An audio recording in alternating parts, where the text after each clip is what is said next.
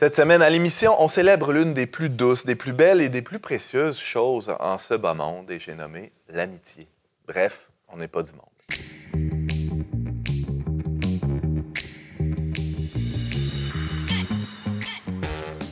Bonjour à tous et bienvenue à votre magazine Foi et Culture. Ici Antoine Malenfant, votre animateur pour ce 400e épisode d'On n'est pas du monde consacré à l'amitié. Pas le 400e consacré à l'amitié, mais le 400e. Vous me suivez? Ouais. Oui, oui. Pas 400 épisodes qu'on parle d'amitié, mais pour ce 400e épisode, on a décidé de parler d'amitié et je suis entouré d'amis. Je suis pas gêné de le dire. J'espère que c'est réciproque. Vous n'êtes pas obligé de répondre. Marie La Liberté, bonjour. Antoine Malenfant, bonjour. Enchanté. Enchanté. Très heureux de t'avoir avec nous aujourd'hui. Tu es chargée de projet, je dirais, femme à tout faire. Femme à tout faire. Au Verbe Média. Oui, monter les meubles Ikea, c'est ma partie préférée. Oui, c'est vrai. C'est une tâche importante. Tu prends aussi beaucoup de photos dans nos magazines. Très heureux de t'avoir avec nous. Bienvenue. James Langlois. Antoine, bonjour. Un grand ami. Un ami. Un ami. Un vrai. Collègue aussi, journaliste au Verbe Média. Content de t'avoir avec nous pour cet épisode 400e anniversaire. Et Laurence Godin-Tremblay, bonjour. Salut, Antoine. Je pensais pas qu'on deviendrait amis un jour. C'est vrai? Comment ça? Je sais pas. On est trop différents. Ah, mais peut-être, mais je fais tout le temps mauvaise impression. Ouais. C'est ça qu'on m'a dit, là. Même pour les entrevues, là, justement, quand je travaillais dans les camps de vacances, j'avais reçu Découverte de l'année. Puis quand on m'avait remis le prix, on avait dit... Parce qu'on pensait vraiment pas que tu allais être bonne.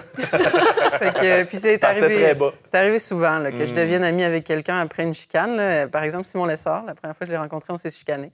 Je le salue. Puis là, il est devenu mon ami. C'est comme ça, moi, que les amitiés commencent. Mais c'est une bonne façon de commencer l'amitié. Tu mets la barre vraiment bas. Fait comme ça, tu peux juste... Tu peux juste surprendre. Peut-être. Hey, je le disais d'entrée de jeu, on célèbre aujourd'hui.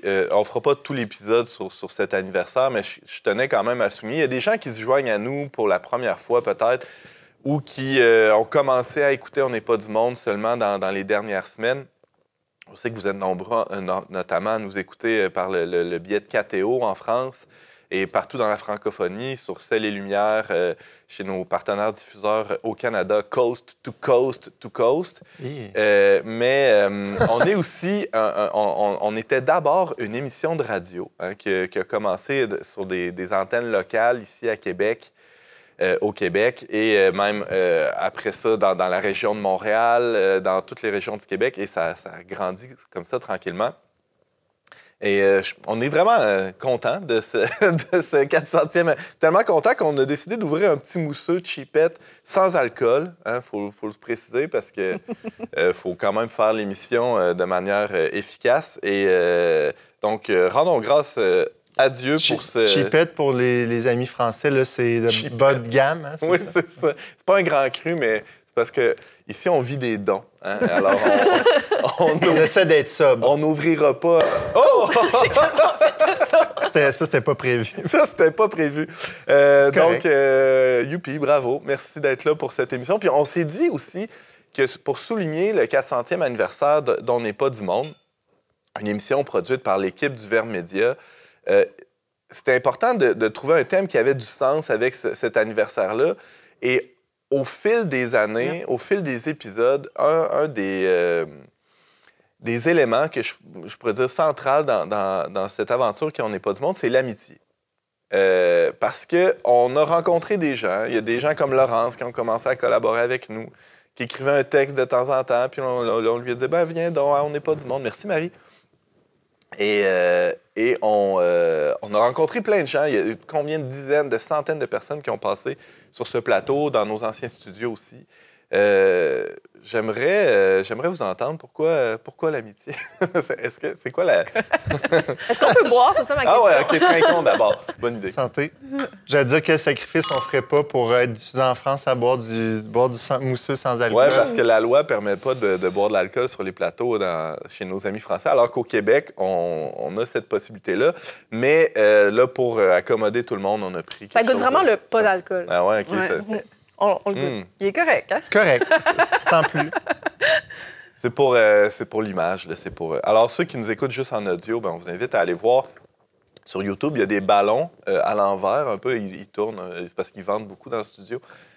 Ils ont du fun. Des ballons de 400 ans pour des ballons. On a emprunté les décorations du 400 ans de Québec. Ouais, c'est ça, on est allé chercher ça dans les armoires de la bombe. L'amitié, non, je faisais une blague. L'amitié, pourquoi l'amitié? C'est quoi l'amitié? Définissons les termes sans trop s'attarder non plus. Je vais y aller plutôt d'une autre façon. C'est quoi un bon ami? Laurence, c'est un exemple de mauvais ami. Hein? On a commencé en disant ça, comment tu fais mauvaise impression. T'es-tu une bonne amie, toi, Laurence?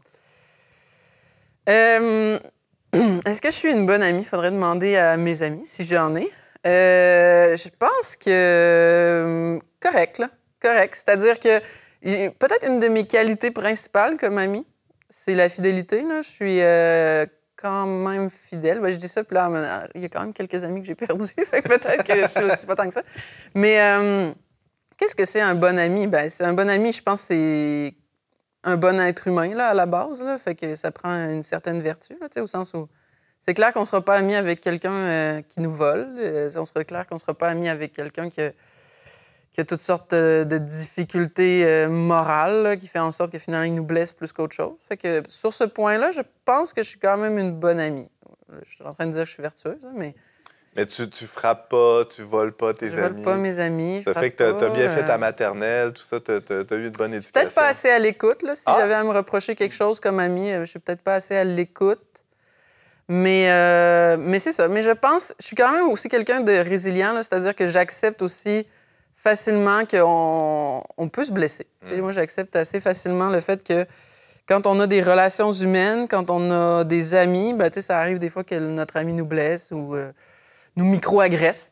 On est souvent Non, mais moi, je pense que oui. On est souvent micro-agressé. Je m'attendais vraiment pas à ce que tu dises. Non, mais dans la vie humaine, on est souvent micro-agressé. Des là. irritants, c'est quoi déjà? Petits et grands, oui. Tu sais, comme je considère que mes amis proches, mettons, c'est ma fraternité dominicaine. Puis là encore, en fin de semaine, là, il y en a... C'est moi qui est responsable des... qui viennent de la République dominicaine. Non, il y a déjà quelqu'un qui m'avait dit ça. Des petits Ken Barbie, là, des Dominicaines. On est fils en Saint-Dominique, là, qu'on dit. Ah, d'accord. On est frères et sœurs en Saint-Dominique. C'est moins le fun, un peu. Tu sais, il y a tout le temps des micro-agressions, tu sais, dans ces affaires-là, là, tu sais, au sens où je suis responsable des catéchèses. Puis là, il y en a un qui trouvait que mes catéchèses étaient bébés. Fait que là, il me dit ça. Puis là, moi, je suis froissée. Puis... Mais... C'est ça. Dans le fond, t'es pas si prête à... Ben, c'est que je suis froissée sur le coup. Okay. Mais tu sais, moi, je pense que, tu sais, on est... C'est ça. J'accepte le fait que vivre en communauté, vivre des amitiés, c'est être micro-agressé. Oui, mais un bon ami ne sera pas complaisant non plus. Là. En fait, moi, je m'attends à ce que mes amis ne caressent pas mon orgueil dans le sens du poil. Ça serait catastrophique. Là. C'est ce que je voulais dire. Derrière ce que tu dis, moi, je comprends qu'un ami, c'est quelqu'un, ultimement, qui veut ton bien. Oui. Puis le bien... Dans la société aujourd'hui, on pense souvent que vouloir le bien de l'autre, ben, c'est pas lui faire de la peine. C'est le bien-être. C'est le bien-être, qu'il soit content, qu'il n'y ait jamais d'émotions négatives, puis etc. Mais c'est pas vraiment le bien. Si on veut le bien de la personne, c'est qu'on veut la vérité pour l'autre, pour lui-même. Donc, on veut qu'il soit en vérité par rapport à lui-même. Ça implique des fois de dire la vérité. Mais en même temps, si... Comme tantôt, je t'ai repris sur ton français. C'est vrai. Mais je le ferai pas tout le long de l'émission, inquiète-toi. C'est mon ami. Exactement. Oui, mais en même temps, on sait que notre ami veut notre bien, mais à quelque part, il faut penser qu'on a toute une définition aussi différente du bien. Fait que dans le fond, peut-être que toi, tu as une définition de ce que moi serait... Mon Dieu, c'était une phrase épouvantable. T'aurais... J'ai dit que je dirais rien. Je vous promets que c'est sans alcool. On va la laisser s'enfoncer. Ah, bons amis. Peut-être que moi, j'ai pas envie de devenir ton objectif du bien. Puis je sais que ton bien serait pas mon bien. Oui, mais c'est là où je pense que dans l'amitié, on peut s'entraider, on peut discuter ensemble de c'est quoi le véritable bien? Est-ce que le bien est relatif? Moi, je pense que comme chrétien, déjà, on pense que le bien n'est pas relatif. Là. Des fois, il y a des biens.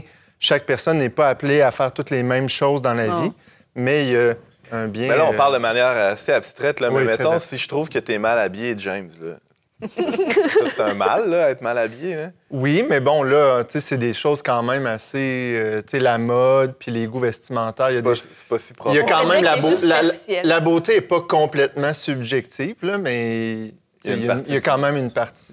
OK, c'est pas la même chose que... J'essaie de trouver un exemple. C'est pas la même chose que tu es alcoolique fini, Antoine, puis je te dis, Antoine, je pense que tu bois trop. Je sais pas s'il y a un règlement de compte qui se fait, là, mais... Mais c'est vrai que c'est quand même... C'est qui boit en ce moment? Là? Ça joue raide, c'est toi. Mais c'est quand même... C'est vrai que c'est une bonne base là, de dire, bon, la première chose, c'est ça. Être un ami, c'est vouloir le bien de l'autre. Ouais. C'est pour ça qu'on n'est pas amis avec des objets ou des choses comme ça. Là, au sens où... Ah, mais moi si j'ai un chien, là, peut-être que ce serait mon meilleur ami. OK, je te laisse continuer. Mais en tout cas, on est sûr, par exemple, que le mousseux, sans alcool, qu'on est en train de boire, on n'est pas amis. On veut même sa destruction, là, au sens où on le boit, on le consomme. C'est un bien pour soi. Oui, c'est ça. On aime le mousseux en tant que ça nous fait du bien à nous. Ouais. On le consomme. Unidirectionnel. Tandis que c'est vrai que quand on est en relation avec les autres, l'objectif, c'est vraiment de leur vouloir du bien en eux-mêmes sans les détruire. Au contraire, même... On veut qu'ils existent puis qu'ils existent pleinement. Mais je trouve ça intéressant. Pour les construire, même. C'est ça, mais je trouve ça intéressant de dire, c'est ça. Il y a déjà comme. C'est pas qu'il y a différentes définitions du bien objectivement, mais c'est vrai qu'il y a différentes perceptions du bien. Là. Ouais. Ben, c'est pour ça l'exemple de voici comment James est habillé, ça me plaît pas. Mais là où je voulais en venir, c'est que pour que cette vérité-là soit vécue, disons, sereinement, ça veut pas dire que ça fera pas mal de temps en temps. Il doit y avoir une relation ou une charité qui est déjà installée. Y a-t-il un primat là-dedans? Est-ce que la vérité va permettre à la charité d'émerger ou ça a l'air conceptuel, tout ça, mais j'ai l'impression, j'ai le sentiment que on essaie d'établir des bases de charité avant de pouvoir se rentrer des vérités en pleine tronche. Ce sera pas long. T'as le droit. Retiens ton point. Moi, j'ai oublié si je parle pas maintenant. Ça va brasser, je pense, là, dans les prochaines minutes. On dirait que c'est déjà tendu. chaud. Là. Tendu. Laurence trouvait qu'il faisait froid sur le plateau. Ça effervescent. Ouais, mais c'est C.S. Lewis qui, dans un de ses livres, parle que... déjà les grands name drops. C'est mon seul name drop de l'émission. Laisse-moi en profiter. Avec Laurence les fait. C'est C.S. Lewis qui disait un peu dans l'amitié, est-ce que tu vois la même vérité que moi? Que c'est un peu de cette façon-là que les vrais amis vont se rejoindre, puis qu'à quelque part, tout le reste, le plaisir est comme de côté. J'étais pas d'accord avec tout ce qu'il disait, mais c'est vrai que si on a deux visions complètement différentes, ça va être difficile d'entretenir une amitié sur le long terme. C'est pas impossible, mais tu sais, quand on parle d'un grand ami, là, quelqu'un de cœur, c'est important d'essayer de cultiver le même but, le même... Ouais. Et au départ... Oui, vas-y, Laurence. Ben, c'est parce que c'est vrai que si tu veux une amitié qui dure sur le long terme, il faut que ce que tu aimes chez l'autre, parce que c'est ça, tu aimes l'autre, il faut que ce soit quelque chose qui dure sur le long terme. Fait que, c'est pour ça que, tu sais, finalement, si tu es ami avec quelqu'un parce qu'il est drôle puis qu'il est plaisant, il y a quelque chose d'un peu éphémère. Superficiel. Ouais, parce ça. que s'il tombe en dépression l'année suivante, ça sera peut-être moins drôle. C'est ça. Est-ce que ça va rester ton ami ou tu vas le laisser tomber?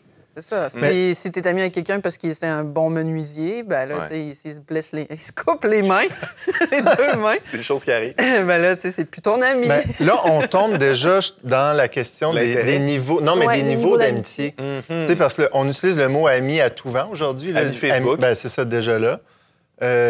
Au primaire, on est tous des amis. Moi, ça m'énervait. J'avais 6 ans, puis la prof était comme vos amis, puis j'étais comme c'est pas mes amis. Ou la prof qui nous appelait les amis. Ah, c'est oui, ça c'est pas ton ami. Non.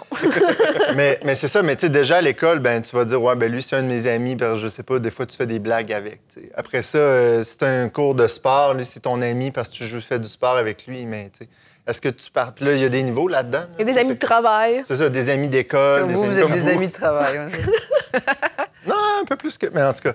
Puis là on arrive au point où c'est quoi une amitié profonde? C'est quelqu'un, justement, avec qui tu es capable de partager pour vrai ta vie, tes souffrances, tes joies, puis où vous construisez ensemble dans une même direction. Là, c'est plus que de l'amitié superficielle ou qui peut passer selon... T'sais, justement, si ton amitié de cuite, là, tu bois avec lui, c'est le fun, tu sors dans les bars, puis le jour où tu arrêtes de boire, ben, tu n'as plus vraiment de point commun avec lui, ça va pas très loin. Mm-hmm.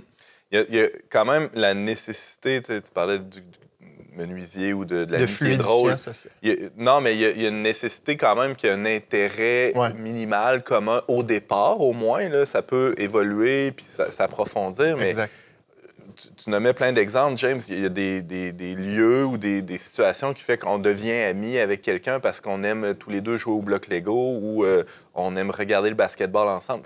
Oui, mais de fait, même l'amitié, celui avec qui on devient ami on développe une amitié profonde, on apprend à le connaître dans un contexte d'abord superficiel. Tu sais, c'est pas, tu croises pas dans la rue, puis hey, tu veux-tu être mon ami, puis là, tout de suite, tu rentres d'un gros talk. Là. En même temps, c'est un peu l'inverse qui arrive en Église, non? Au sens où, tu sais, comme moi, ma fraternité dominicaine, c'est presque... C'est pas que c'est une amitié forcée, mais tu sais, c'est comme... moi, j'ai une image dans la Bible qui, je trouve, représente bien là, les communautés chrétiennes. C'est cette histoire du... Tu sais, le lion dormira à côté de l'agneau. Tu sais, cette espèce d'image d'animaux qui n'ont pas rapport ensemble. Puis moi, en tout cas, je salue les gens de ma fraternité. Mais si c'était pas de Jésus-Christ, moi, je serais pas ami avec ce monde. Mais vous êtes un beau zoo, finalement. Oui, il y a quelque chose comme on n'est pas vraiment, tu sais, humainement, il n'y a pas vraiment... Mais est-ce que c'est parce que vous recherchez c'est pas un contexte superficiel, c'est presque l'inverse. Mais moi, je fais une distinction souvent entre, tu sais, il y a une fraternité, puis il y a de l'amitié. Bon, des fois, ça se recoupe, là. Mais je trouve que, comme tu dis, dans le cadre d'une fraternité, par exemple, chrétienne, on peut avoir une vie en commun puis partager des choses profondes, mais c'est pas nécessairement des amis. T'sais, c'est pas des gens avec qui on passerait nos fins de semaine ou des soirs à discuter. En tout cas, je sais pas qu'est-ce que tu penses de cette distinction-là. Ça peut arriver, mais c'est pas d'abord ça. C'est pas ces gens-là nécessairement tous que tu vas appeler en premier quand tu as envie d'aller voir un film au cinéma. Mais tu vas les appeler quand tu as une corvée de rentrer ton bois de chauffage, par exemple. D'où la question de l'intérêt, on y revient toujours. Mais c'est intéressant comme distinction parce que en tout cas, moi aussi, dans ma petite communauté de prière, là, dans ma vie de foi, la plupart des gens avec qui je chemine dans la foi, c'est pas des gens que j'ai choisis. Et au départ, c'est ça, j'aurais pas naturellement été tenté de les appeler pour aller voir un film. Mais avec le temps, avec certains, pas avec tous, ça s'est développé, cette amitié-là. Puis c'est vrai que ça a commencé par des trucs profonds, puis j'ai pu découvrir qu'est-ce qui les faisait souffrir, c'était quoi leur choix, comme le disait James.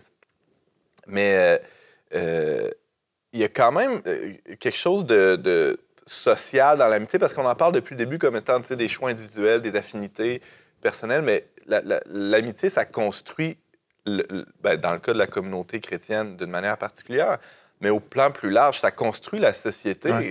En général, l'amitié, non, Laurence? Oui.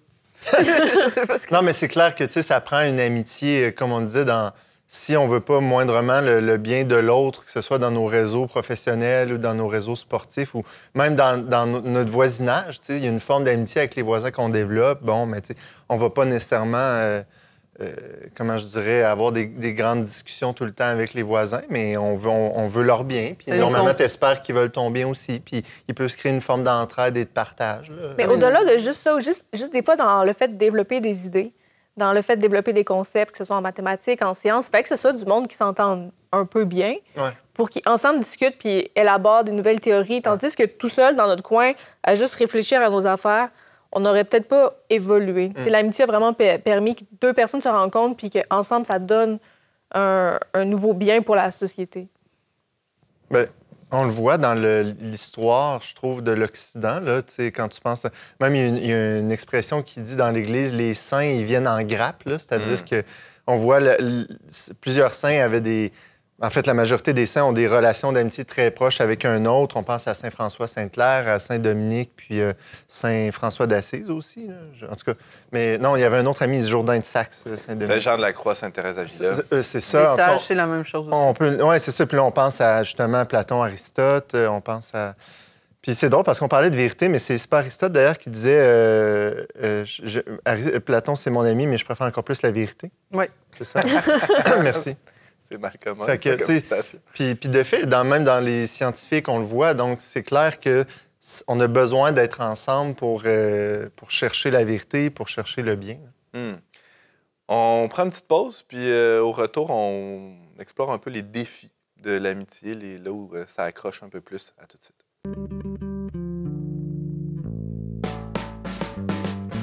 On n'est pas du monde est une émission produite par l'équipe du magazine Le Verbe. Pour vous abonner gratuitement et recevoir 8 numéros par année, visitez leverbe.com/abonnement. De retour à On n'est pas du monde avec Antoine Malenfant, Laurence Godin-Tremblay, James Langlois et Marie Laliberté. Une belle bande d'amis. En tout cas, c'est mes amis. Vous êtes mes amis, comme disait Jésus à ses amis. Je ne vous appelle plus... Serviteur. Tu nous appelles plus serviteur. Non, promis. Y a-t-il un moment où que je suis pas au James, courant au de... début, quand elle a commencé à travailler au Verbe, je l'appelais serviteur. Ah ouais? Non. Dans ton dos, peut-être. Mais je tendais à le faire de manière implicite. Tu as été embauché en 2016 au moment où, en fait, l'intention première, c'était de créer ce podcast-là, cette émission, d'abord une émission de radio qui est devenue une émission de télé, un podcast, etc. On n'est pas du monde. Tu as grandi avec ça professionnellement. Ouais. C'est quand même le fun. Et notre amitié aussi. Exact. Tout ça a été interrelié. Ça aurait pu détruire, votre amitié aussi. Ça aurait pu, parce que là, on va parler de différents types. Merci pour la passe sur la POC, comme on dit au Québec. Il y a des types d'amitié possibles, pas possibles. J'ai quasiment un petit quiz en rafale. Là. Amitié au travail. C'est quoi les conditions pour qu'une amitié au travail se maintienne, explose pas? Parce que des fois, la limite, par exemple, si j'ai des reproches à faire à un subordonné ou à un collègue, puis qu'il y a des enjeux affectifs au travers, c'est pas la même chose qu'avec un collègue avec qui j'ai aucune game affective ou que je veux pas aller au cinéma avec lui le soir même. Là. Vous voyez un peu l'enjeu? Ah ouais. On me la met où, la ligne, Marie? Oh, mon Dieu. Mais en me préparant un peu pour cette émission-là, j'ai vraiment réalisé que je comprenais plus l'amitié. C'est vrai que j'ai comme trop pensé, puis là, ça m'a rendue un peu nerveuse. Puis là, j'étais là, est-ce que j'ai des amis? Est-ce que je suis une bonne amie? Mais la réponse, c'est tout le temps qu'on n'en a pas au sens strict, moi, je pense. On n'a pas d'amis. Ben, c'est... Fait qu'au travail, encore plus. Là, Non, mais je dis juste, tu sais, au sens strict, Ouais. là, tu sais, vraiment, quand tu regardes qu'est-ce que ce serait l'amitié. Mettons que tu prends Aristote, là, dans l'Éthique à Nicomèque, puis tu regardes ses critères de l'amitié. Dans l'absolu. Là. Une bienveillance mutuelle, réciproque. Bon, j'attendais que tu les nommes, là, les trucs d'Aristote. Avec une vie en commun, parce que, tu sais, pour Aristote, il faut vraiment partager la nourriture, là, régulièrement. Copain, c'est ça? C'est Ouais, celui avec qui tu ça. partages ton... C'est pas nécessairement... Puis là, après ça, tu sais, de gens vertueux. Il y a ça, ce bout-là là, de gens vertueux qui suppose, en fait, toutes les vertus, là, la justice, la modération, le courage, toutes les autres qu'on pourrait avoir. Quand tu arrives à ce niveau-là, entre gens semblables, parce que l'amitié au sens strict concernerait vraiment des gens au même niveau, là, on pourrait dire. Fait que là, déjà, dans l'exemple, un boss, un employé, il y a comme une difficulté, là. C'est peut-être pas... Peut-être qu'ils sont au même niveau de vertu, puis ça peut compenser, là, dirait Aristote, mais... Donc là, à ce stade-ci, tu sais, finalement, est-ce qu'on a des amitiés au sens strict? Pas énormément, là, pas beaucoup, là, peut-être même pas du tout. Il y a ça qui est perturbant quand on réfléchit à la patente. La bonne nouvelle, c'est qu'on est capable d'étendre le sens du mot puis de concéder qu'il y a comme au moins des choses qui y tentent, là, des choses qui sont plus ou moins rapprochées. Il y a des degrés. Oui, c'est ça. Fait que l'amitié au travail... Ben, tu sais, il y a une partie de l'amitié au travail qui est une amitié d'utilité, là. Finalement, là, on se rend des services les uns les autres. De circonstances. C'est ça. Puis que c'est mieux de travailler dans un climat amical que de confrontation. Oui, puis tu sais, si un de tes collègues peut-être manque un peu de vertu, puis bon, ben tu sais, si tu veux garder l'utilité, tu vas pas faire par exprès pour briser ce qui maintiendrait l'utilité. Si t'as un collègue qui, au contraire, est très humble, ben c'est une autre histoire, là. Tu sais, là, il y a une amitié plus grande qui peut se construire, là, fait que... Mais moi, bon, en même temps, je travaille pas, fait que, tu sais, les amitiés au travail... Non, mais par exemple, quand tu viens faire des chroniques à On n'est pas du monde, ben c'est pas rare que tu restes pour dîner avec nous après ou avant. Même chose pour l'ensemble des collègues où on prend le temps de manger ensemble. Et ce simple acte-là, qui pourrait sembler juste physiologique, il faut bien se nourrir à un moment donné, dépasse largement ces bornes-là pour nous permettre de construire autre chose que cette utilité-là. Ouais. Parce qu'il y a une gratuité aussi à partager le pain ensemble et à échanger sur la fin de semaine. À la limite, je pourrais dire, qu'est-ce que ça me change, moi, la fin de semaine que James a passé? Rien. Ça l'apporte, je pense.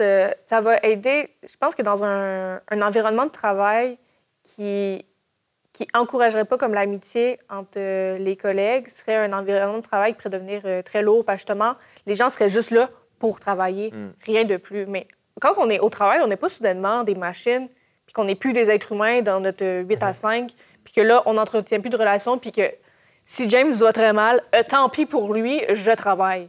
T'sais, tandis qu'un environnement... En même temps, vous seriez peut-être plus efficace parce que ça papote quand même pas mal ouvert. C'est ça. Oui, t'as raison. Oui, aussi, c'est sûr. Puis je pense que des fois, dans des environnements de travail, des gens qui sont nerveux, des amitiés qui pourraient naître entre deux collègues qui deviennent plus proches, puis là, c'est comme, oh mon Dieu, il pourrait y avoir comme des projets qui mettraient les autres à part. Donc, il y a comme un équilibre, je pense, à trouver.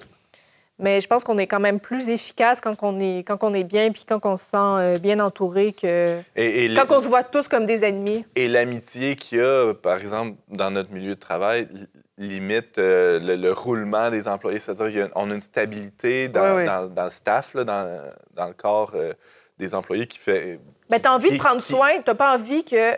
C'est pas comme moi, je m'en fous, la semaine prochaine, tu dois remplacer, ça va être un autre boss, puis ça va être une autre responsabilité, puis c'est comme, ça peut pas être n'importe qui, je m'en fous. Puis là, c'est tout le temps, tu n'essayes pas que tes collègues restent. Mais j'ai aimé ça que tu viennes de nommer ennemi, parce que dans le fond, l'opposé de l'ami, c'est l'ennemi. Puis, tu sais, souvent, nos amis, ils peuvent se transformer en ennemis aussi parce que, ben, comme tu disais, Laurence, parce que on n'est pas vertueux, puis on se blesse, puis on peut se faire mal. Puis même dans un contexte professionnel, des fois, c'est ça, oui, il y a des enjeux affectifs, mais c'est important de se rappeler que d'essayer de prendre les choses personnelles, puis des fois, on doit se ramener à l'ordre puis se dire la vérité encore là dans ce contexte-là, puis des fois, ça peut être difficile, mais... Fait que l'ennemi, ben, d'où l'importance de pouvoir aussi être capable de se parler en vérité, puis à la limite de se demander pardon, puis de dire les choses, puis pas rester dans les jugements. Ça, je pense que ça vaut pour n'importe quel type de vie sociale, là, ultimement. Là. Puis des fois, avec le niveau de proximité, ça peut être plus difficile à le faire ou pas, mais moi, je pense que c'est la clé, là, parce que sinon, on vire rapidement comme des ennemis. Et surtout avec un ami qui nous connaît bien, qui sait quel bouton appuyer pour nous faire souffrir, ça peut se revirer, comme dans un couple aussi. Oh oui. On parle de...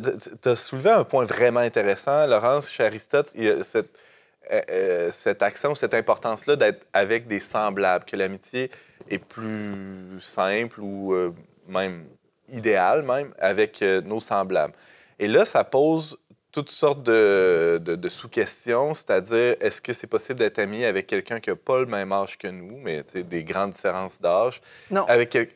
Non, mais c'est ça, on va y aller en rafale. Avec quelqu'un qui n'est pas du même sexe que nous. La fameuse amitié goffée. Avec quelqu'un qui n'est pas de la même classe sociale que nous, est-ce que c'est possible?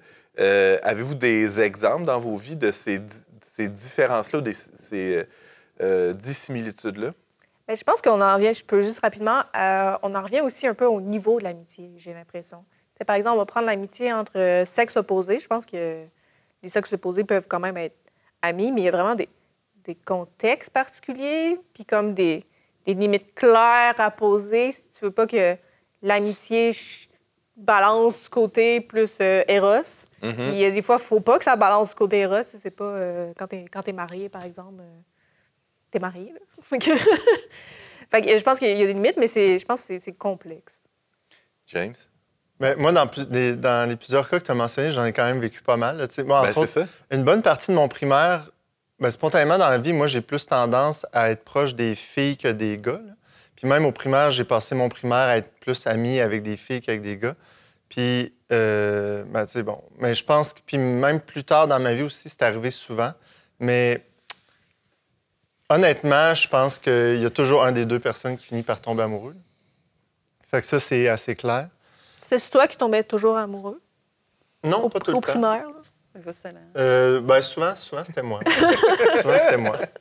Puis plus tard aussi dans ma vie, il y a eu un homme qui était très important pour moi, qui était un de mes professeurs de qui je suis venu très proche. Puis ça a été... on a toujours... Écoute, on a 30 ans de différence. Puis pour moi, ça a été mon meilleur ami là, dans toute ma vie. Puis bon, Laurence, tu dis c'est impossible. De fait, il peut jamais avoir une égalité parfaite. Là. Mais je pense que fondamentalement, il y avait une certaine égalité entre nous. Puis même quand j'étais plus jeune aussi, j'avais tendance souvent à vouloir avoir des amis qui étaient toujours plus vieux que moi.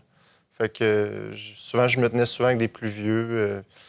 Bon, est-ce que c'était vraiment de l'amitié? Je ne sais pas. Là, mais peut-être que... Moi, je pense qu'il y a souvent eu de la réciprocité, en tout cas. Amis, gars-filles? Oui, moi, j'ai une expérience un peu semblable à James. Là. Quand j'étais au primaire, secondaire, j'ai eu beaucoup d'amis gars là, aussi, là, à l'inverse. Là. Mes intérêts étaient plus typiquement masculins, là, le sport ou... même la philosophie est un peu plus masculine, là, en général. Puis, c'est vrai, j'ai fini par sortir avec un d'eux. L'autre m'avait fait une déclaration d'amour. J'avais dit non. Finalement, c'est moi qui finalement était tombée amoureuse de lui. En tout cas, c'est sûr qu'il y avait toujours ça qui jouait. Mais au-delà de ça, peu importe les sentiments amoureux ou non, moi, je pense qu'il y a aussi un univers masculin, un univers féminin. Même si moi, mes intérêts sont quand même plus masculins, mettons, que la moyenne là, des filles. Là, Dieu me fait cette bizarrerie-là ou cette grâce-là, ça dépend comment on le voit. Puis, je pense qu'il reste tout le temps une distance. Je pense qu'on on le sent que c'est pas tout à fait la même chose d'être un gars, puis c'est pas tout à fait la même chose d'être une fille, au sens où, au secondaire, je me souviens, là, je m'étais acheté un skate, là, puis là, j'allais voir mes amis gars au skatepark. Puis il y a comme quelque chose que je comprenais pas, puis je me disais, finalement, j'aime pas ça tant que ça, être avec eux. Au sens où il y a quelque chose qui est pas communiqué, qui est pas vraiment... Premièrement, je trouvais qu'ils parlaient pas beaucoup, là, et puis c'était un petit peu ennuyant de ce point de vue-là, mais je pense que c'est ça. Il y a comme une distance. Par rapport à l'âge, moi, je suis devenue aussi... je peux utiliser le terme, là, je suis devenue amie avec plusieurs de mes profs aussi. Puis à l'inverse, je suis amie avec des gens... Maintenant, je suis rendue assez vieille pour être amie avec des gens 10 ans plus jeunes ou des choses comme ça. Puis il reste que je sens quand même une distance. Ça me frappe plus quand je suis justement amie avec quelqu'un de plus jeune. Parce qu'on dirait que, je peux imaginer que la personne plus jeune pense qu'on est égal, mais moi, je suis comme... Je pense que t'as pas compris. Au sens où... Mais ton vieux prof de philo de qui t'aimerais être l'ami ou tu penses être l'ami qui a 30 ans de plus que toi... Je pense qu'il me regarde de la même façon. Il te regarde probablement de la même façon que toi, tu regardes le petit jeune de 20 ans. C'est ça que j'ai l'impression. C'est ça. Tu sais que Puis il y a quelque chose de plus paternel là, à ce moment-là, là, au sens où c'est pareil avec mes enfants ou des choses comme ça, mais... C'est très profond. Moi, je suis très sensible à cet amour-là, maître-disciple ou parent-enfant ou des choses comme ça. Mais on sent que c'est pas...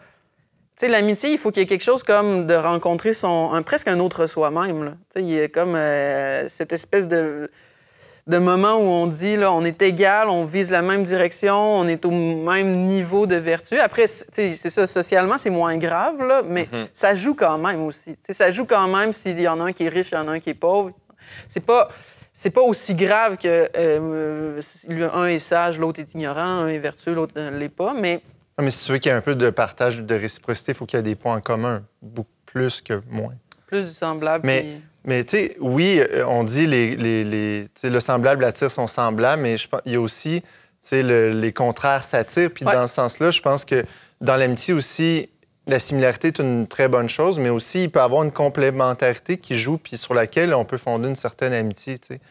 Ça fait pas foi tout. On peut pas être complètement différent. Ça me mène à mon autre question. Est-ce que vous considérez que votre époux-épouse et chummy copain sont vos amis? Est-ce que c'est même important d'être d'abord des amis et pas juste des amants ou des conjoints, époux-épouses? James, t'en penses quoi? Est-ce que ta femme, c'est ton amie? Mettons qu'elle écoute pas l'émission, là. Moi, je pense que oui.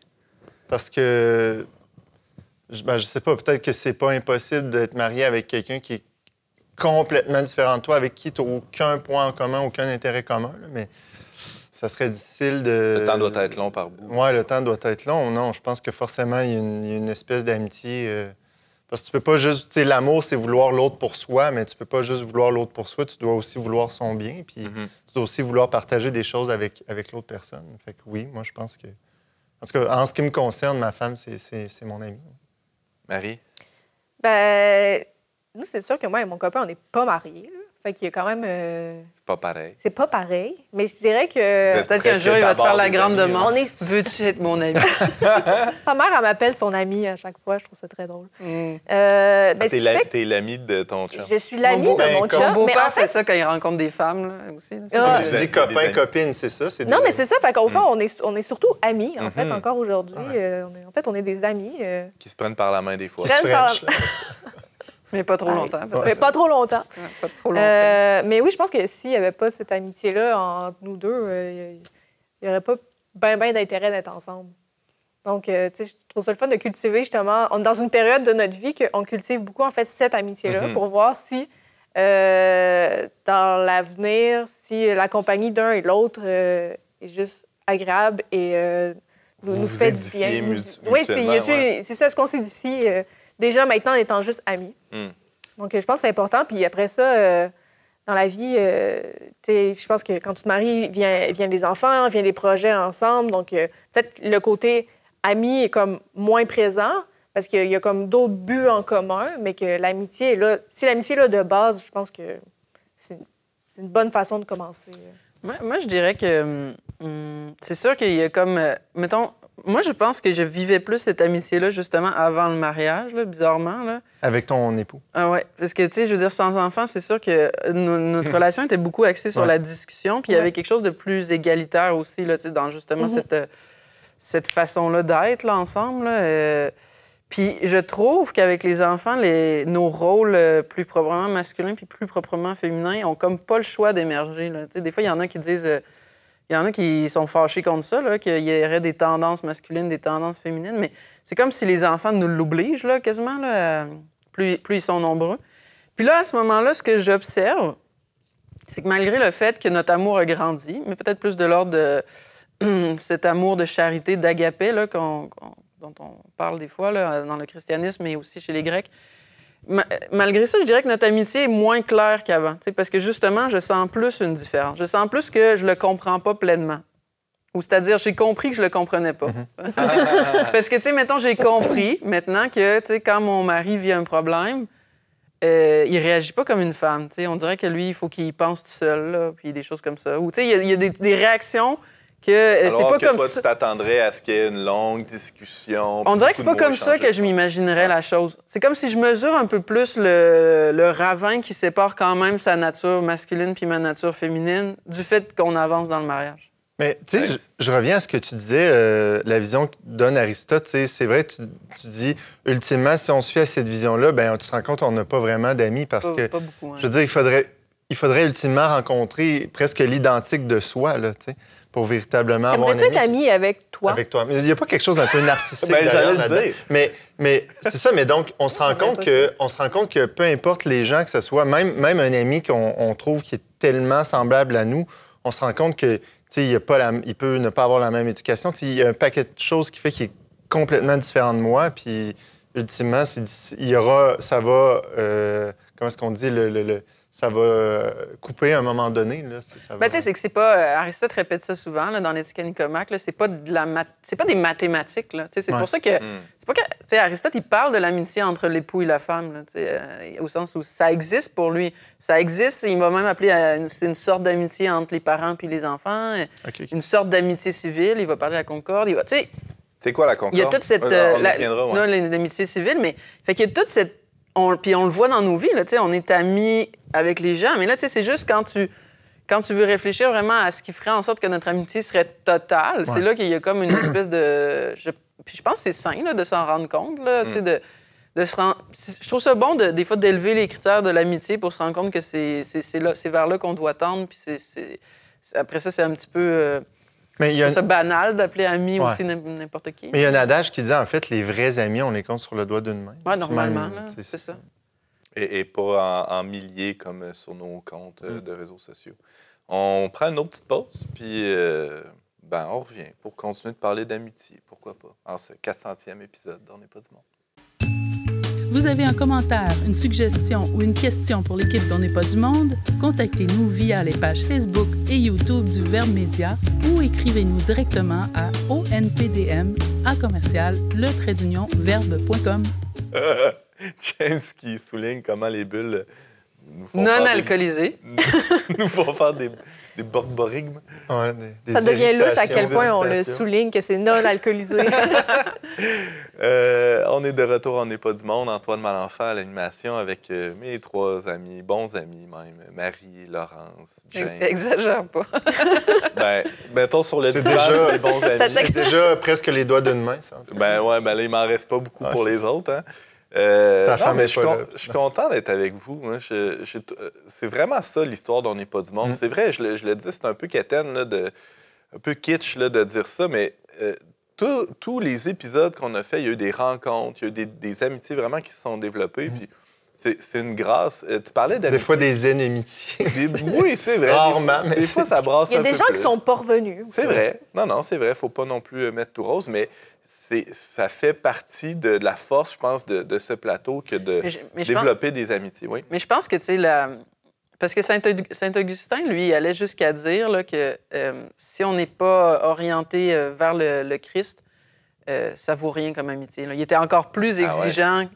On pourrait dire un peu intense, oui. Oui, encore plus exigeant que Thomas d'Aquin, parce que, tu sais, il y a certains érudits aujourd'hui qui ont comparé, là, justement, la vision de l'amitié de Thomas d'Aquin puis de Saint-Augustin, au sens où Thomas ne refuserait pas là, le titre d'ami à des gens qui ne sont pas chrétiens, qui ne sont pas orientés vers le Christ. Mais Saint-Augustin, c'est comme si, quand il a fait l'expérience du Christ, je me souviens plus c'est lequel de ses amis là, qui s'était converti aussi en même temps. C'est comme si pour lui, leur amitié d'avant valait rien, puis là, leur amitié avait été transfigurée. Puis bon, on pourrait s'obstiner sur est-ce qu'il exagère ou peut-être Saint-Augustin, des fois, il s'enflamme, là, comme on dit. Non, mais dans un sens, il a raison aussi. Le bien suprême, c'est Dieu, c'est le Christ que tu peux vouloir pour toi et pour l'autre. Mais si l'autre ne le connaît pas, donc il ne peut pas le vouloir pour toi. Donc, ça reste... Puis clairement, il y a quelque chose de puissant, là, parce que tu parles de... Je fais le lien justement avec On n'est pas du monde. Là, il reste que c'est vrai que si tu as tout un média, si tu as tout un milieu de travail qui est orienté à connaître Jésus-Christ puis le faire connaître, c'est quand même autre chose que, je sais pas, moi, j'ai... Chez Tim Hortons. Tu sais, c'est ça. Les autres types d'amitié qu'on connaît. Là, moi, j'ai joué au soccer longtemps, puis c'est presque automatique dans une équipe sportive qu'on devient amis. Là. Mais dès que c'est même important pour que la chimie prenne. Oui, c'est ce qui fait des bonnes équipes, parfois, des choses comme ça. Mm-hmm. Mais dès que c'est fini, c'est fini. Il y a comme quelque chose de plus éphémère, de moins profond. Là. Mm-hmm. Quand on faisait de la catéchèse, quand on était plus jeune... Moi, j'en ai pas fait. Toi, Jésus, mon ami. Sauf Laurence, là, qui a été épargnée peut-être. On nous présentait Jésus comme un ami et ça finit par avoir une espèce de connotation presque péjorative. Là. Au point où je veux pas que Jésus soit mon ami, je veux qu'il soit mon sauveur, qui me délivre du péché. Mon Seigneur. Il y a comme une réaction à ça. Mon Seigneur, mon Dieu, mon ami. Puis c'est pas juste une lubie là, de catéchète. Tu l'as souligné, il le dit lui-même. Il le dit lui-même. Donc, c'est pas juste une tendance là, dans les... Peut-être qu'il y a un accent qui a été mis là-dessus, une emphase qui a été mise là-dessus dans les dernières années, en tout cas dans les années 90. C'est sûr, si tu couples ça à des bricolages gnochons, ça donne tout un contexte. Tout un imaginaire de doucereux, là, presque, là, d'amitié, de bienveillance, de bien-être, de confort. Mais est-ce que Jésus est votre ami? Est-ce que Jésus, c'est ton ami, Marie? Est-ce que c'est mon ami? Parce que lui, il veut être ton ami. Lui, il veut être mon ami. Moi, je pense que je suis souvent pas son ami. C'est peut-être là qui est le problème. Peut-être que je trouve que la barre est haute, là, peut-être d'être l'ami de Jésus. Mais ce que j'aime penser, c'est Abraham qui discutait avec Dieu puis qui avait vraiment une amitié avec Dieu. Puis il y a quelque chose qui m'impressionne vraiment dans l'histoire d'Abraham, c'est que Dieu, à un moment donné, il questionne Abraham puis il prend des décisions avec lui. Ça m'a toujours un peu... Ils jasent ensemble. Ils jasent ensemble puis il est comme, tu sais, Dieu, il demande quasiment, est-ce que je devrais faire ça? Qu'est-ce que t'en penses? Qu'est-ce que t'en penses? Puis moi, ça m'a toujours... Il négocie. Oui, j'espère que Dieu fera jamais avec ça avec moi parce que c'est sûr que je vais comme suggérer des mauvaises choses. Le monde va s'écrouler. C'est vraiment pas... Mais de voir ce lien-là entre Dieu et l'homme, il y a quelque chose de vraiment beau, vraiment une proximité que j'aimerais avoir avec Jésus. Puis qu'en fait, je vois que j'ai pas... Puis on dirait des fois, quand on me dit « Jésus, mon ami », je pense que si je le voyais vraiment comme mon ami, je trouverais pas ça qu'Étienne, genre. Mais je pense que c'est parce que je le comprends pas, puis j'ai juste une mauvaise idée de ma vision de moi, comment je suis amie avec les autres, faire « Oh mon Dieu! » Mais ça revient aussi à ce que Laurence disait sur la similitude. Ouais. Est-ce que tu peux être ami avec quelqu'un de tout autre et de si différent de toi, genre Dieu, mais ça nous surligne le fait qu'on est appelé à devenir semblable à Dieu. Vous voyez ce que je veux dire? D'ailleurs, quand Jésus dit ça, je ne vous appelle plus serviteur, mais ami, mais c'est parce qu'il veut mettre l'accent sur la relation d'égalité qu'il est en train de créer en s'étant incarné, puis en prenant la chair d'un homme, puis en partageant la vie et toute la condition humaine. Puis qu'il va nous envoyer le péché. Puis il annonce qu'il va nous envoyer son esprit aussi. C'est ça.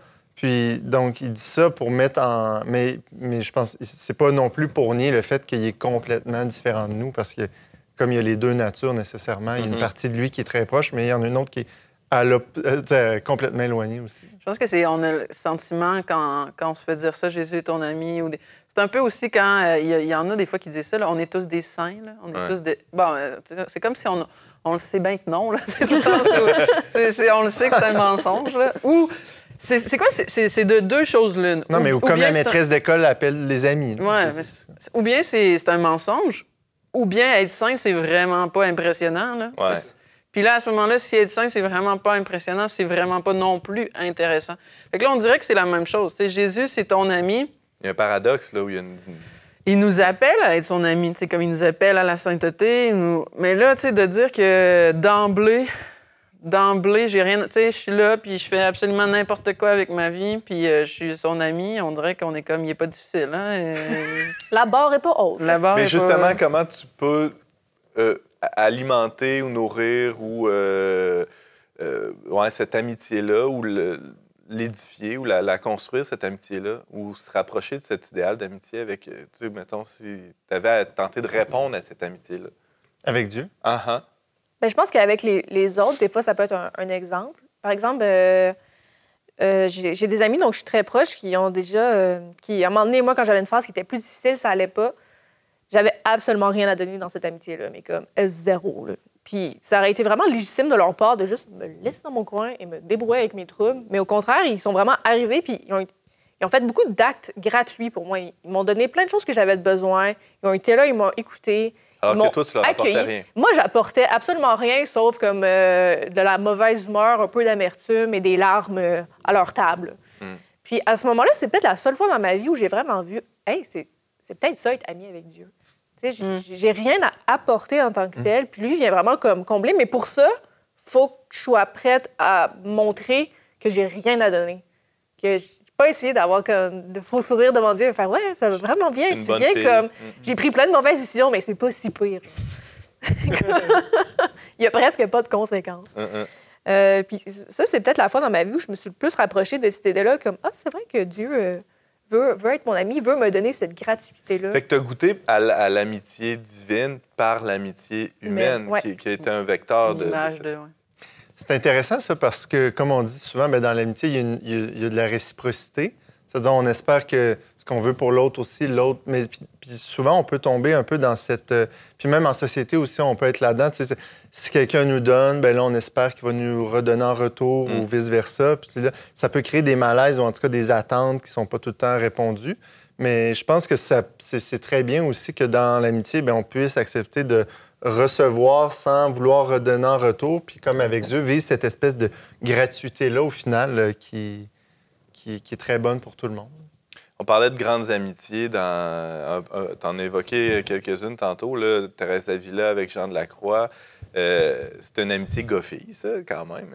Faut le souligner. Mais elle était pas mal plus vieille que lui. En plus. Bon, mais là, OK, avec une autre... Double. Une autre différence. Mais ça enlève l'ambiguïté, tu sais. Ben là, c'est une vieille croûte. On n'a pas parlé de ça, l'ambiguïté.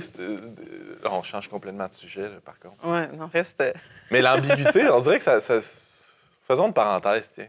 L'ambiguïté, tu sais, dans les séries ou... Quelle ambiguïté? L'ambiguïté sexuelle. Ah, OK, ouais. Ah, c'est ça? C'est là que tu allais? Mais... C'est ça que tu voulais dire? Oui, c'est ça. Non, mais est-ce que deux... Ça répond pas. Bon, tu sais, par exemple, je suis sûr qu'il y a des gens qui t'ont écouté parler du monsieur qui est plus vieux que toi. Ouais. Puis là, qui t'a pris sous son aile pendant... Est-ce qu'il y avait une tension? Là, il y a des gens qui sûrement, juste en entendant ça, une amitié entre deux hommes, c'est comme... c'est louche. T'sais? Oui, mais de fait, il y a plein de personnes qui nous ont demandé si on était un couple, ou, etc. Puis... C'est vrai? Ah oui. Marie aussi, tantôt, tu disais, tu sais, quand on riait à la blague, mais on disait avec son copain, elle French, là, mais c'est souvent que, tu sais, des fois, la ligne, elle peut devenir mince entre des amis, puis, c'est-à-dire, mais la ligne entre l'amitié et l'amour, en fait. Des amis puis des amis spéciaux. C'est ça, le désir. Non, mais même dans l'amitié, à un moment donné, tu sais, il y a une dimension affective qui peut rentrer, puis le besoin physique. Et même physique, oui. Également. Puis je trouve que c'est un problème aujourd'hui dans notre société, c'est que les amitiés entre gars sont très peu affectives.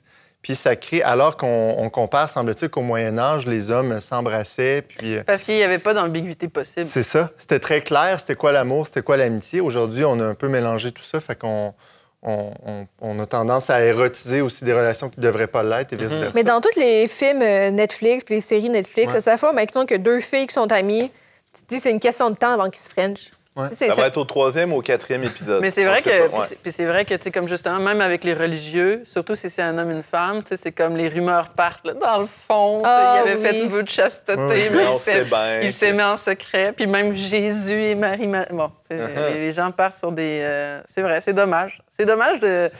Mais je pense qu'il y a beaucoup de confusion dans l'ère dans laquelle on vit par rapport à ces choses-là. C'est quoi notre identité masculine, féminine, c'est comment entrer en relation. Fait que, tu sais, ça crée beaucoup de mauvaises interprétations. Puis, James disait un peu plus tôt que je reviens à un aspect plus spirituel, là, je ferme la parenthèse. James disait tantôt que les saints, ça vient en grappe. C'est-à-dire, croyez-vous à ça que vos amitiés vont vous amener au ciel? Est-ce que vos amitiés peuvent vous rapprocher de Dieu? Marie vient d'en témoigner un peu. Laurence, penses-tu que tes amis vont t'aider à rentrer au ciel? C'est clair, là. Comment? Ben, je veux dire, les gens dans ma fraternité, il y en a plein qui sont beaucoup plus vertueux que moi. Là, fait que, juste ça par l'émulation, par modèle? Oui, juste par émulation, il y a quelque chose... il y a vraiment une émulation réciproque, là, parce que on a tous aussi certaines qualités, puis d'autres en ont des différentes. Là, fait que juste ça, il y a comme... on se sent grandir ensemble. Là. Ça fait 2 ans que je suis dans cette fraternité-là dominicaine. Puis ça se voit, je trouve, très concrètement, là, dans cette émulation-là, puis dans les faiblesses aussi de chacun. Parce que c'est sûr que côtoyer du monde, c'est comme... c'est les pères du désert, non, qui disaient... tu sais, c'est comme se polir les uns les autres, là. C'est pas toujours agréable. La vie communautaire, c'est comme des roches qui se touchent tout le temps puis qui finissent par se polir. Oui, c'est ça. Fait que ça, c'est sûr que oui, il y a quelque chose... Ça frotte. Ça serait... Dieu, tu sais, on est un animal politique, là. On est un animal social. On vit dans une société très individualiste là, qui pense à tort qu'on peut être heureux seul, qu'on peut cheminer seul. Mais clairement, il me semble que Dieu tient compte de cette nature-là politique et sociale pour nous faire cheminer vers lui. Là. Mais ça implique qu'on veuille vivre ça, puis qu'on accepte, comme on disait plus tôt... De se faire micro-agresser. Oui, c'est ça. Parce que sinon, la moindre confrontation peut devenir une violence et un affront, puis tu refuses, puis tu t'exclus, puis tu sais... On a abordé plein d'aspects de l'amitié dans la dernière heure. Il y a des aspects qui restent en angle mort, vous pensez? Qu'est-ce que vous souhaitez comme amitié, comme développement d'amitié avec vos amis, même vos conjoints? Aller plus souvent au cinéma, je sais pas. Bien, c'est drôle. Tu sais, tu parlais aussi, tu posais la question avec Dieu, comment on peut développer plus d'amitié, puis il y a ce fameux 5 langages de l'amour, là, mais ça donne des pistes très concrètes pour développer, entretenir une relation. On peut pas, à la limite, dire qu'on est amis si on se voit jamais, si on passe jamais du temps ensemble, justement, si on se dit jamais en parole aussi ou en acte qu'on s'aime, qu'on s'apprécie. Oui, des fois, c'est important dans l'amitié, des fois, de revenir le dire, de faire « Hey, t'es mon ami, puis je suis vraiment contente que tu sois là », plutôt que juste le prendre pour acquis pendant 15 ans. C'est un peu pour ça que je l'ai répété plusieurs fois dans la dernière heure, que vous êtes mes amis, puis je veux que ça soit clair. Allez voir Ben, là, après l'émission, là. Oh, Ben, je t'aime. Notre collègue Benjamin. Parce qu'il y a quand même... Qu'est-ce que tu veux, toi? Non, mais je dis ça à la blague, mais il y a quand même il y a ce plaisir-là aussi dans l'amitié de s'écœurer. C'est pour ça qu'il y a comme... La taquinerie. Oui, c'est ça. Cette espèce de... En tout cas, je dis ça comme ça. Là. Quand on a l'amitié, on n'a pas besoin de politesse. De la même façon, c'est-à-dire on n'a pas besoin de justice entre amis. On a comme... Fait qu'il je fais juste une blague, mais il y a cet aspect-là, le fun, des fois, de ne pas se dire « je t'aime ». Oui, ou de le dire juste pour écœurer l'autre. Ouais, c'est encore plus le... Non, laisse-moi tranquille. Ben oui, ben c'est ça. Ouais. C'est ça, la vie en commun. Hey, c'était vraiment captivant. Merci à vous trois d'avoir participé à cette discussion sur l'amitié, à cet épisode spécial du 400e épisode d'On n'est pas du monde. Un podcast plein d'amis, plein d'amitié. À bientôt, tous les trois.